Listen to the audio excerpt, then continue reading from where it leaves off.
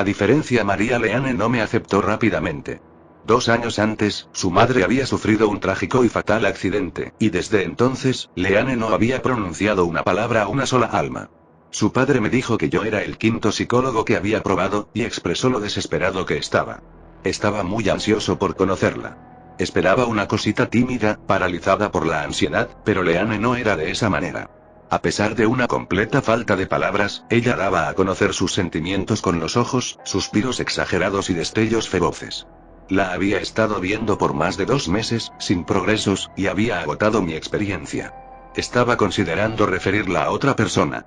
Entonces, sucedió de la nada. Me mudé mi pieza 1, 2, 3 espacios, y luego, después de un momento, lo moví un cuarto. Leanne miró el dado frente a mí, que mostraba claramente el número 3, y luego frunció los labios. ¿Todo bien?, dijo ella. Negó con la cabeza. Es cierto que hacer trampa en un juego contra un paciente puede haber sido poco ético, pero en este punto estaba dispuesto a intentar cualquier cosa. Estoy avergonzado de admitirlo, pero ella se convirtió en un desafío personal para mí. Era casi como si estuviera tratando de probarme a mí mismo como un buen psicólogo. El hecho de que no llegara a ninguna parte estaba sacando algunas inseguridades profundamente arraigadas. Oh, lo siento. ¿Qué hice mal?, pregunté, fingiendo inocencia. Ella me arrebató mi pieza y lo empujó hacia atrás un espacio, dándome una mirada reprochable. Lo siento. Mi error, le dije. Ella inclinó el tablero, y las piezas quedaron esparcidas por todo el suelo. Veo que te sientes enojada, le dije. ¿Te gustaría hacer algo diferente? Ella asintió asintió bien. Vamos a limpiar esto y podemos encontrar algo más para jugar, continué. Ella dobló los brazos y se alejó.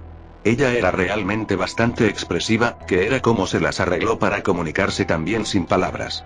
Estaba muy claro que ella pensaba que yo, como tramposo, debería ser yo quien limpiara el desastre.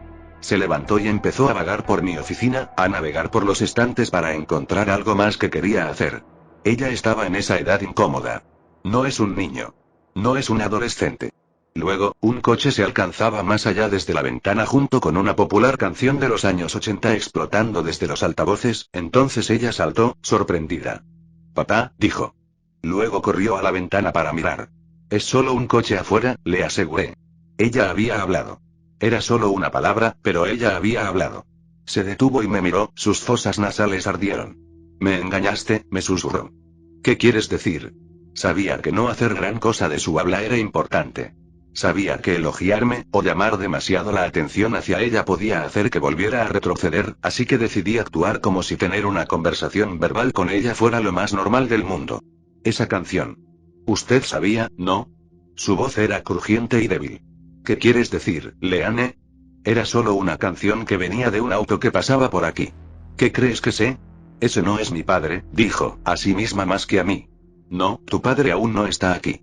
Estará aquí para recogerte al final de la sesión, como siempre. Aún nos quedan 15 minutos. ¿Puedes contarme un poco más sobre lo que acaba de pasar? Esa es la canción que está en la radio cuando él muere, dijo.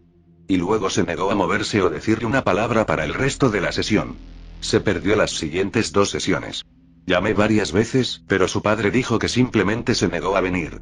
Sentí que habíamos hecho un gran avance y quería continuar, así que estaba feliz cuando finalmente llegó, aunque a regañadientes, a mi oficina unas semanas más tarde. Hola Leanne, ¿cómo has estado?, dije. No respondió. Me gustaría hablar de nuestra última sesión. Creo que aquí pasó algo que realmente te asustó. Me hiciste hablar, dijo. Sigues tratando de hacerme hablar y lo odio. ¿Por qué no puedes ser como todos los demás? Están bien conmigo a no hablar. ¿Qué es lo que no te gusta de hablar? Cuando hablo, pasan cosas malas. Ahora me estás haciendo hablar y algo malo sucederá, dijo. Mencionaste algo la última vez sobre la muerte de tu padre. ¿Crees que hablar hará que la gente muera? Pregunté. Estaba considerando si era algún tipo de trastorno obsesivo compulsivo. No creo. Lo sé. ¿Puedes decirme un poco más sobre eso? Sé cosas. Sé cosas que aún no han pasado, dijo. Y luego, agregó. Sé que no me crees. Pero yo sí. No sé cuándo, pero sé que sucederá. Como si supiera que tu esposa se torcerá el tobillo cuando salga corriendo. Lo veo. Mi esposa se torció el tobillo cuando salió a correr 2 días después. Otras cosas que Leanne predijo se hizo realidad, que mi auto se rompería con un pájaro muerto que aterrizaría en mi jardín, y finalmente, que mi hijo se metiera una jalea en la nariz. A pesar de mi experiencia con María, todavía había pasado mi vida escéptico de psíquicos, mediums y adivinos de cualquier tipo. Sin embargo, era difícil negar que Leanne literalmente podía decir el futuro. De hecho, con todas las cosas que ella había predicho que se hizo realidad, estaba empezando a pensar que era algo así como un amuleto de mala suerte para mí. Nuestra relación terapéutica sufrió por eso.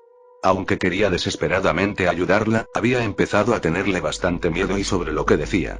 Cada vez que llamaba a la puerta, pasaba los siguientes 50 minutos en un estado de ansiedad constante, preguntándome qué podría revelar a continuación.